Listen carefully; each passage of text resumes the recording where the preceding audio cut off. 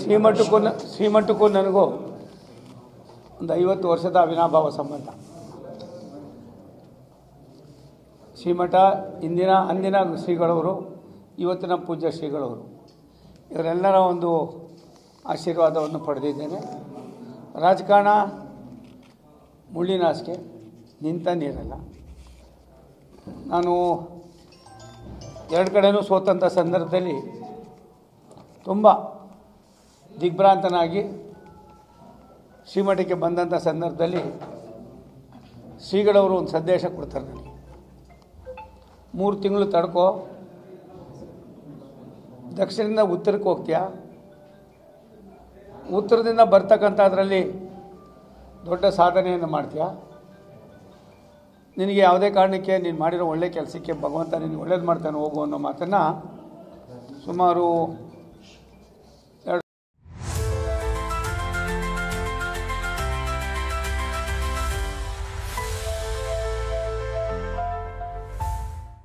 ಸಾವಿರದ 23 ನವಂಬರ್ ಡಿಸೆಂಬರ್ನೆಲ್ಲ ನನಗೆ ಗುರುಗಳವರು ನನಗೆ ಸೂಚನೆಯನ್ನು ಸಂದೇಶವನ್ನು ಕೊಟ್ಟಿದ್ದರು. ಅದಾದಮೇಲೆ ಇವತ್ತು ದೇಶದಲ್ಲಿ ಮೊನ್ನೆ ನಡೆದಂಥ ಅನೇಕ ಘಟನೆಗಳನ್ನು, ವಿಶೇಷವಾಗಿ ಪಹಲ್ಗಾಮ್ನಲ್ಲಿ ನಡೆದಂಥ ಘಟನೆಯಿಂದ ರಾಷ್ಟ್ರದ ಪ್ರಧಾನಮಂತ್ರಿಗಳು ತೆಗೆದುಕೊಂಡಂಥ ಒಂದು ತೀರ್ಮಾನ, ಈ ತೀರ್ಮಾನ ಇಡೀ ವಿಶ್ವವೇ ಮೆಚ್ಚಿಕೊಂಡಿರ್ತಕ್ಕಂಥ ಸಂದರ್ಭದಲ್ಲಿ ನಾನು ಪ್ರಧಾನಿಗಳ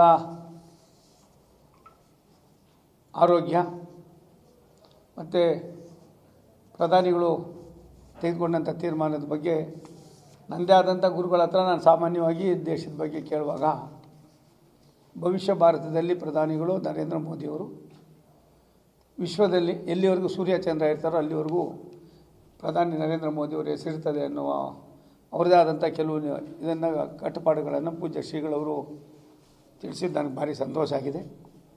ಕೆಲವಾರು ವಿಚಾರಗಳನ್ನು ಸ್ವಾಭಾವಿಕವಾಗಿ ನನ್ನ ಜೊತೆಲಿರ್ತಕ್ಕಂಥವ್ರನ್ನ ಕೇಳುವಾಗ ನಾನು ಯಾವಾಗ ಬಂದರೂ ಯಾರ್ದಾರು ಒಂದು 4 ಜನದ ಹೆಸರನ್ನು ಕೇಳ್ತೀನಿ.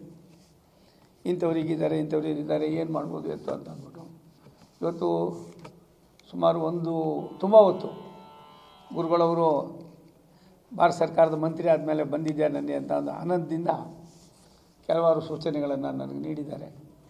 ಅದನ್ನು ಸ್ವೀಕಾರ ಮಾಡಿ ಕೃತಜ್ಞತೆ ಮತ್ತು ನಡವಳಿಕೆ ಮತ್ತು ಕಷ್ಟ ಮತ್ತು ಸುಖ ಇವೆರಡನ್ನೂ ಕೂಡ ಸಮಾನವಾಗಿ ಹಂಚ್ಕೊಳ್ಳೋದಕ್ಕೆ ಕೋಡಿಮಠದ ಶ್ರೀಗಳವರು ನನಗೆ ದೊಡ್ಡವರಾದಿಯಾಗಿ ಇವತ್ತಿನ ಮಹಾಸ್ವಾಮಿಗಳು ಕೂಡ ತುಂಬ ಆಶೀರ್ವಾದವನ್ನು ಮಾಡ್ತಾರೆ. ಯಾವುದೋ ನನ್ನ ಪೂರ್ವಜನ್ಮದ ನನ್ನ ತಂದೆ ತಾಯಿ ಆಶೀರ್ವಾದ ನಮಗೆ ಸಿಕ್ಕಿದೆ. ತುಂಬ ಸಂತೋಷ ಆಗಿದೆ. ಗುರುಗಳ ಆಶೀರ್ವಾದ ಪಡೆದಿದ್ದೀನಿ. ನಾಳೆ ನಾನು ದೆಹಲಿಗೆ ಹೋಗ್ತೀನಿ. ನಾನಿವತ್ತು ಯೋಗ ದಿನ ಇರೋದರಿಂದ ನಿನ್ನೆ ರಾತ್ರಿ ಬಂದು ಹಳೆಬೀಡ್ನೆಯಲ್ಲಿ ಸಹೋದರ ಸುರೇಶ್ ಅವರ ಕ್ಷೇತ್ರದಲ್ಲಿ ಬೆಳಗ್ಗೆ ತುಂಬ ಚೆನ್ನಾಗಾಯಿತು. ಅದಾದಮೇಲೆ ಕೆಲವರು ಮನೆಗಳಿಗೆ ಹೋಗಿ ಅಲ್ಲಿಂದ ಬಂದು ಇವಾಗ ನಾನು ಅರಸೀಕೆರೆಯಲ್ಲಿ ಕೊಬ್ಬರಿ ಮಾರಾಟಗಾರರನ್ನ ಮತ್ತು ರೈಲ್ವೆ ಸ್ಟೇಷನ್ ನೋಡಿಕೊಂಡು ಬೆಂಗಳೂರಿಗೆ ಹೋಗಿ ನಾಳೆ ಕಾರ್ಯಕ್ರಮ ಮುಗಿಸಿ ಡೆಲ್ಲಿಗೆ ಹೋಗ್ತಾಯಿದ್ದೀನಿ. ಇಲ್ಲಿ ಬಂದರೆ ನನಗೆ ಒಂದು ರೀತಿ ಏನೋ ಒಂದು ಶಕ್ತಿ ಬಂದಂಗೆ ಆಗ್ತದೆ. ಮತ್ತು ಲವಲವಿಕೆಯಿಂದ ಕೆಲಸ ಮಾಡೋದಕ್ಕೆ ಆನಂದ ಆಯ್ತದೆ, ಖುಷಿ ಆಯ್ತದೆ. ಇದು ಗುರುಗಳು ಕೊಟ್ಟಿರ್ತಕ್ಕಂಥ ಶ್ರೀರಕ್ಷೆಯಾಗಿ ಇದನ್ನು ಸ್ವೀಕಾರ ಮಾಡಿ ಹೋಗ್ತಾಯಿದ್ದೀನಿ.